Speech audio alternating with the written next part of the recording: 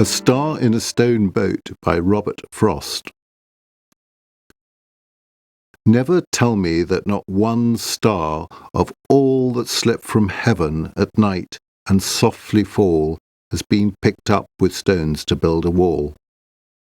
Some labourer found one faded and stone cold, and sailing that the weight suggested gold, and tugged it from his first too certain hold. He noticed nothing in it to remark. He was not used to handling stars thrown dark and lifeless from an interrupted arc.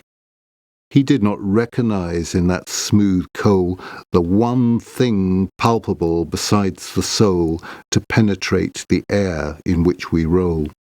He did not see how like a flying thing it brooded ant-eggs, and had one large wing and one not so large for flying in a ring. And a long bird of paradise's tail, though these were not in use to fly and trail, it drew back in its body like a snail. Nor know that he might move it from the spot the harm was done. From having been star-shot, the very nature of the soil was hot and burning to yield flowers instead of grain, flowers fanned and not put out by all the rain poured on them by his prayers, prayed in vain. He moved it roughly with an iron bar. He loaded an old stone-boat with the star, and not, as you might think, a flying car, such as even poets would admit perforce more practical than Pegasus the horse, if it could put a star back in its course. He dragged it through the ploughed ground at a pace but faintly reminiscent of the race of jostling rock in interstellar space. It went for building stone, and I, as though commanded in a dream, forever go to right the wrong that this should have been so. Yet ask where else it could have gone as well. I do not know. I cannot stop to tell.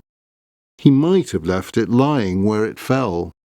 From following walls I never lift my eye, except at night to places in the sky where showers of charted meteors let fly. Some may know what they seek in school and church, and why they seek it there. For what I search, I must go measuring stone walls, perch on perch.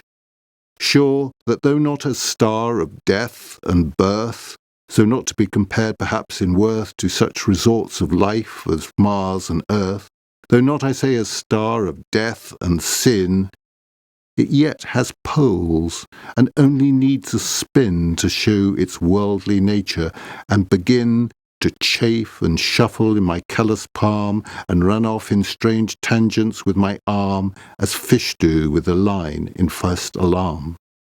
Such as it is, it promises the prize of the one world complete in any size that I am like to compass, fool or wise.